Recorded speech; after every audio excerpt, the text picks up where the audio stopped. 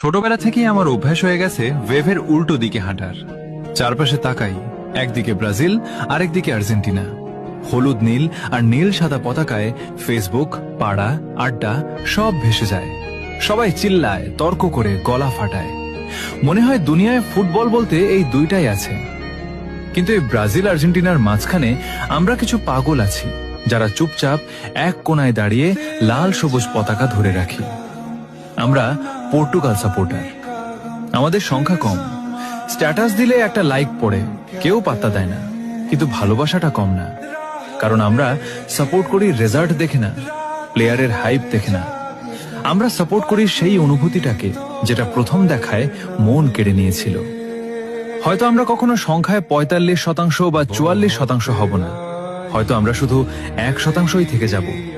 কিন্তু সমস্যা নাই, ভিড়ের সাথে গা ভাসিয়ে দেওয়া সহজ। কঠিন হলো একা দাঁড়িয়ে নিজের পছন্দটাকে ধরে রাখা। আমি গর্ব করে বলি, আমি পর্তুগাল। আর আমি জানি